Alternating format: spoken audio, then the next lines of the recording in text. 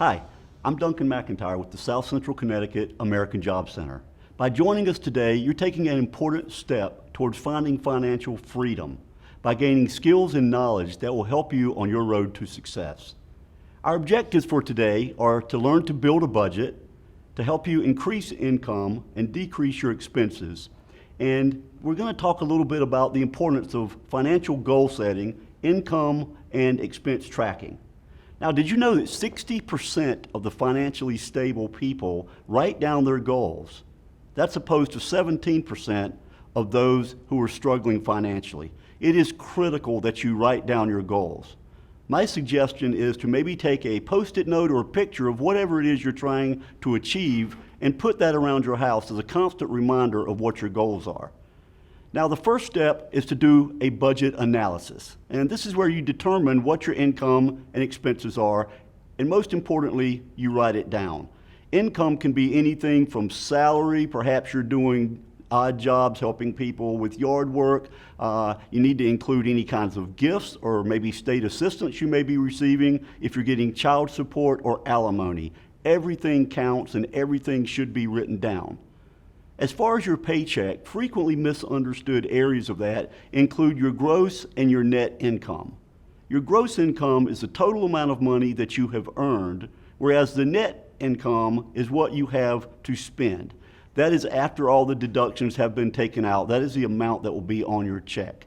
Another item of note are tax exemptions. It's important that you understand that the fewer exemptions you claim on your W-4, the more that will be taken out. So make sure you're aware of that. Anytime throughout the year, you can change your W-4 to change your number of exemptions. Now, the next step is going to be tracking your expenses. Expenses usually fall into two categories. You're going to have fixed expenses and you will have flexible expenses.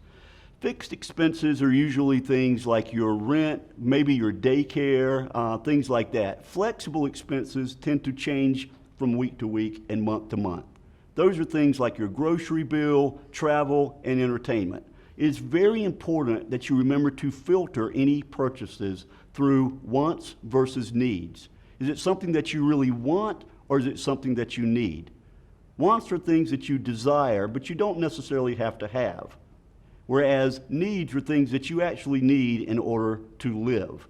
Now, I remember when I started at the American Job Center, I would pass about 3 different coffee shops in the morning on the way to work. Now, as I said, my name is Duncan, so that gives you a pretty good idea of what I'm talking about. I rode by there, I felt like I drove a long way, I'm working hard, I deserve a cup of coffee. So I would stop by each day, I would get a medium coffee, $2.10 it was at the time. Every time I went through there, I would see this special sign. It said, buy one, get one free. Sausage, egg, and cheese wrap. No big deal, right? So I would buy that $5. Suddenly, I updated my budget sheet, and much to my surprise, I had gotten in the habit of spending $25 a week for a cup of coffee. I did the math, that added up to $100 a month. $1,200 a year I was spending just for a cup of coffee. Trust me, I do not go to that particular place anymore. I went to Walmart, I bought a coffee pot for $8.50, and now I have an extra $1,000 in my pocket at the end of each year because I have things I'm saving for. I've got a good Christmas plan for my children. I'm going to talk a minute now about creating a budget.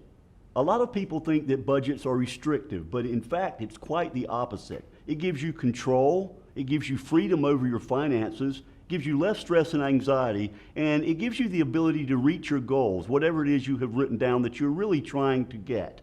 Here's a basic budget sheet. It's important that you work through this budget sheet regularly to make it balanced. Keep in mind there's some great apps out there, a lot of those are free for your smartphone that will help you budget your money. A lot of financial institutions also will give you graphs and charts. I know I have Wells Fargo, and anytime I want to, I can go in there. Provided I have made all my purchases with my debit card, I can see exactly where every dime goes. So by managing your finances, you're able to avoid late fees, you stop disconnection of services, and you will not get those nasty negative credit report entries. So what are some ways that you can save money by living smaller? Living smaller actually means you have more. You have more money. Take your cell phone, for example. I've asked a lot of people what they pay for their cell phone bill. I've heard everything from free. There are certain government programs that may be able to assist you and give you a free cell phone. The last time I heard, there were 500 free minutes if you can get on that program. The next was $35. And at the other end of that, I have heard someone paying $205 a month for their cell phone bill, and that was actually a friend of mine. Now, the person who was paying only $35, that's me. Again, I have written down a goal. I've got some great things I plan to buy for my children at Christmas, and I want that money to be mine. I'm not going to give it to a cell phone company that's just trying to take my money. So I pay $35, and I'm perfectly happy with my phone. Another way that you can live smaller and save money is just by eating at home. If you do decide to go out, there are lots of apps you can download, particularly if you're going to go to fast food places. I'm not a fan of fast food. I think it's a waste of money, but they have a lot of apps that usually, like with McDonald's and Wendy's, places like that, you can buy one and get one free if you download the app. Another place to go would be consignment stores. Now, I'm sure when you first saw me this morning, you said, look at that incredible tie that guy's got on. Now, in fact, had I bought this at some mall, I probably would have paid about $60 for this. This is a silk tie. I bought it at Goodwill for $2. Why am I going to give another company that money when I want that money for myself? And if you've seen any other videos that we've done that I was in, I just want you to know that every tie did come from Goodwill because I like my money. Another place that you can save money is just by going to the library. The library has a lot of DVDs that you can rent. It stops you from paying those subscription fees for things like Netflix. There's a great saying by John Maxwell that goes, "A budget is telling your money where to go instead of wondering where it went." It's important that you prepare for when times are tough. And I don't want to say if. I think everybody you know probably has had times when they needed more money. So prepare for the time when money is low. And the way to do that is to decrease your expenses and try to increase your income. Now, a couple of ways to increase income is maybe to get a different job, a better job. You might just want to get additional jobs, maybe do service type work, yard work. There's a lot of people I know who are currently driving other people. I saw a sign the other day where someone was doing in-home service of laundry, and I thought that was a great entrepreneurial spirit so they could get some extra income during these tough times.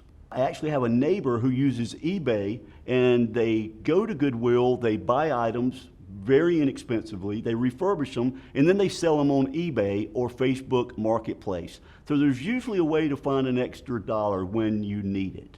Another way is to conserve, adjust, or just do without. It's back to that wants versus needs filter. Do you really need all those subscriptions that you have? I had a friend who had just about every channel on cable that there was to be had, and when I really questioned him, he told me he had not even watched those channels in months. So finally I convinced him to cancel those, and he saved about $45 a month. Another thing to keep in mind is emotional spending. Emotional spending is when you see something, you buy it, you get home and you say, did I really need to do that? Just stop. Filter it. Is this a wants or is this a needs?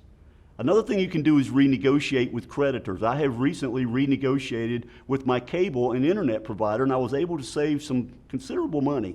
Another great idea is to set up payment reminders. Set up payment reminders so you know in advance of when to pay bills, and that stops you from getting those pesky late fees. So some key items for you to take away from today's video. Number one, write down your goals and be specific.